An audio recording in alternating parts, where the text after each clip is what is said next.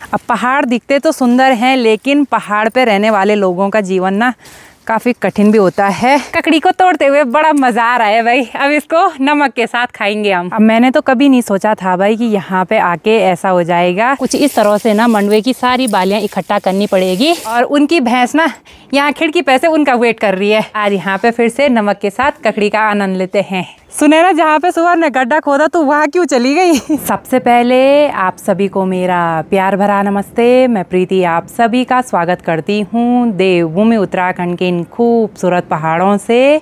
अभी टाइम करीब 9 बज चुके हैं और आज के दिन की शुरुआत भी हो गई है। बाकी आज इन पहाड़ों का मौसम देखिए, बड़ा सुहावना सा हो रखा है। अच्छी सी तेज़ धूप खिली हुई है और साथ में बादल भी छाए हुए हैं और नीला नीला आसमान भी दिखाई दे रहा है और साथ में बिल्कुल ठंडी ठंडी सी हवाएं भी महसूस हो रही हैं।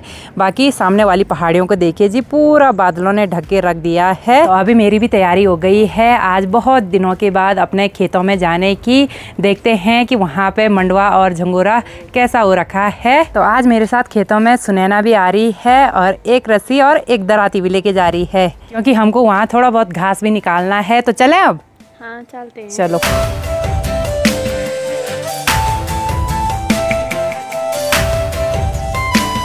आजकल सारी जगह ऐसी घास हो रखी है ना, कहीं रास्ता भी नहीं दिखाई दे रहा है जाने के लिए। और यहाँ पे देखिए जी, धीरे धीरे ये जो झंगोरा है ना, ये भी पकने ही वाला है।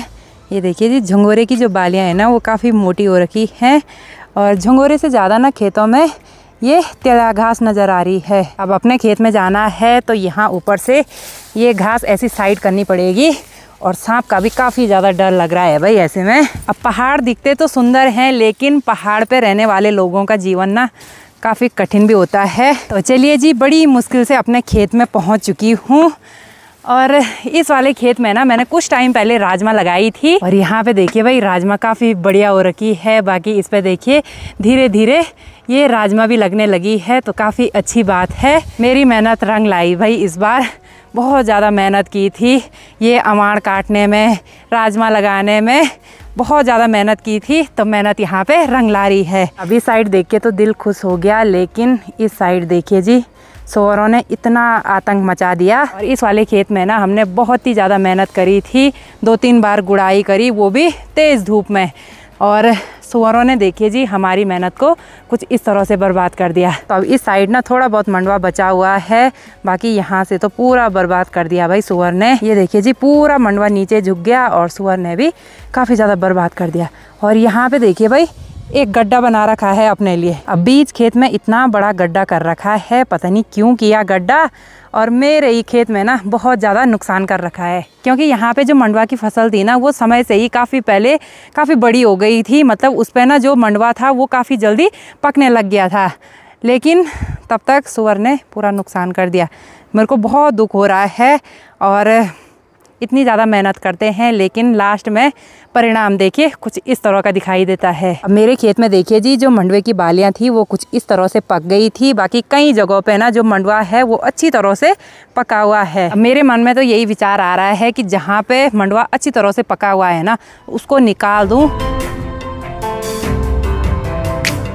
मैंने तो कभी नहीं सोचा था भाई कि यहाँ पे आके ऐसा हो जाएगा और मेरे को ना बहुत ही ज़्यादा दुख हो रहा है भाई, क्योंकि जब अपनी मेहनत कोई बर्बाद कर देना तो बहुत ही ज़्यादा दुख होता है। तो अभी से यहाँ पे मंडवा इतना झुक गया है और जब तक इसकी लवाई का काम शुरू हो जाता है तब तक ये पूरा सड़ जाएगा। तो अब यहाँ पे ये जो मंडवे की पौध झुकी हुई है ना, तो इसको अच्छी तरह से बांध के खड़ा कर देते हैं। कुछ ना सही, कम से कम कुछ तो मिलेगा मंडवा खाने के लिए। और अभी यहाँ पे सुनैना ऊपर की साइड से ये घास निकालने लग गई है, क्योंकि पूरी घास ना खेत में आई हुई है, काफ़ी बड़ी बड़ी हो गई है। कुछ इस तरह से ना मंडवे की सारी बालियाँ इकट्ठा करनी पड़ेगी और फिर इसको ना अच्छी तरह से बांधना पड़ेगा। ये देखिए जी, मंडवा बचाने की तरकीब है ये, जिससे मंडवा सड़े ना। कुछ यहाँ पे बांध दिया है, कुछ वहाँ पे बांध दिया है। अब यहाँ बीच बीच का मंडवा भी सारा बांध देते हैं।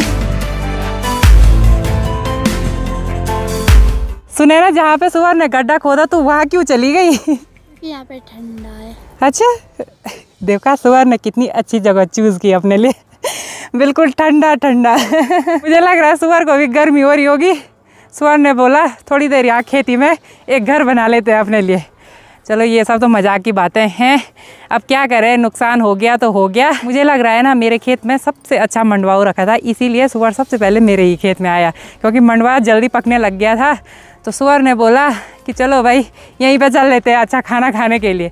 मेहनत बहुत करी थी भाई। अब जिस तरह से मैंने यहाँ पे ये मंडवा बांधा है ना, उसी तरह से यहाँ पे सारा झुका हुआ मंडवा बांध देंगे अच्छी तरह से। और आज गर्मी इतनी भयंकर हो रही है ना, बिल्कुल पसीना पसीना हो गया है।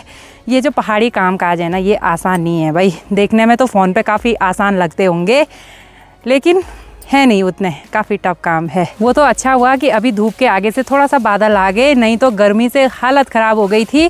और ऐसी धूप में ना सांप का भी सबसे ज़्यादा डर हो जाता है। ऊपर की साइड जैसे हम घास निकालते हैं ना, तो पता चल रहा बिल में सांप छुपा होगा, तो हो गया फिर। अरे अभी नहीं है। निकाल आराम से, ये तो डरने लग गई भाई सीधे। तो आप सुनैना के साथ ना थोड़ा बहुत घास निकालने में मदद कर देते हैं।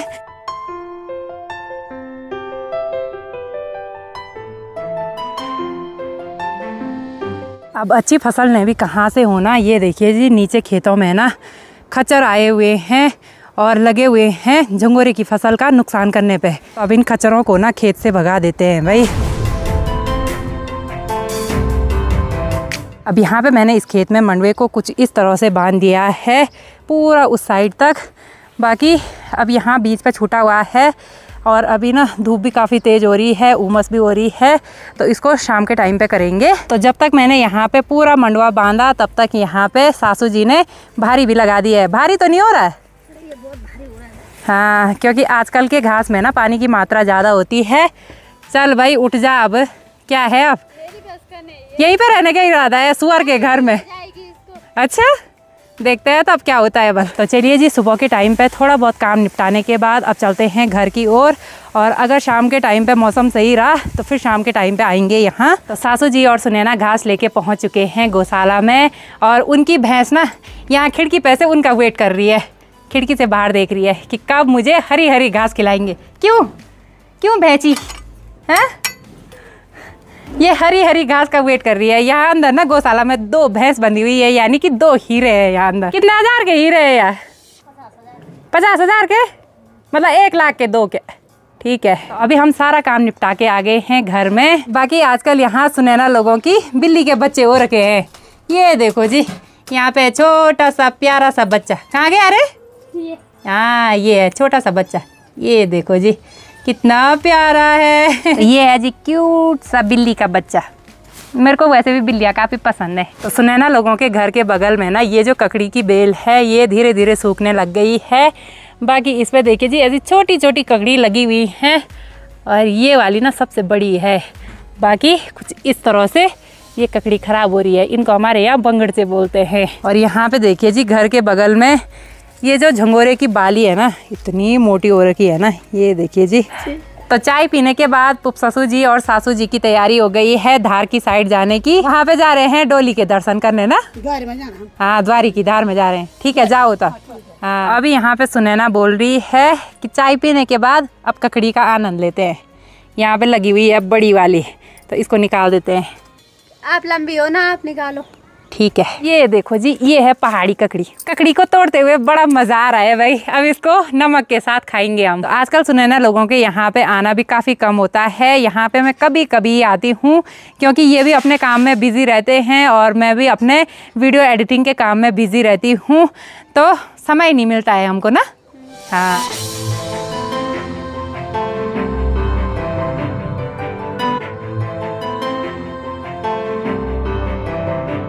तो अभी यहाँ पे प्रियांशा हरी मिर्च निकाल रही है नमक पीसने के लिए। चलो कुछ काम तो कर रही है। और पैरों पे देखिए जी मेहंदी लगा रखी है। कब लगाई है मेहंदी? अभी।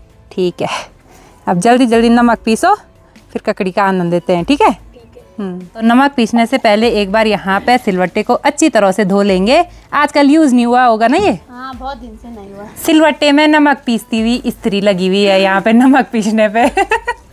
अभी सिर्फ यहाँ पे हरी मिर्च पीसी, और हरी मिर्च की जो खुशबू है ना, वो बहुत ही गजब की आ रही है भाई, बहुत गजब की। और ये अभी तैयार हो गई रील बनाने के लिए। पीसी सिलवटिया। अच्छा, इस गाने का नाम नहीं, इस गाने का नाम नहीं। क्या चीज? इस गाने का नाम नहीं पता।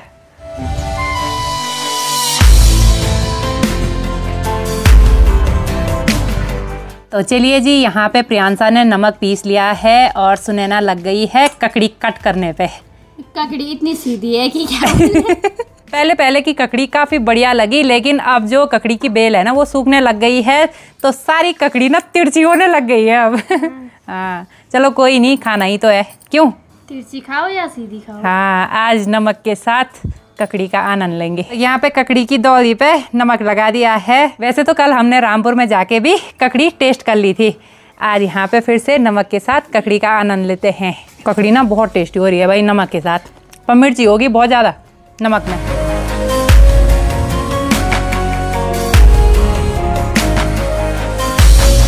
ये है ककड़ी खाने के बाद का बिहाइंड द सीन, नमक के साथ ककड़ी खाने का। इतना मिर्च हो गया कि लेकिन मजा भी उतना ही आया। हाँ वही तो। अभी हम सब यहाँ पे बैठे हुए हैं, बाकी आज सुनैना ने अपना फोन पुप सासू जी के हाथ में दे दिया। पुप सासू जी लगी है तब से रील स्क्रॉल करने पे, एक एक करके सारी रील देख रही है। सुनैना बोल रही है कि इतनी रील तो मैं भी नहीं देखती हूँ जितनी यहाँ पे बुआ जी ने देख ली है। देवी देवताओं की, हाँ देवी देवताओं की रील देख रहे हैं।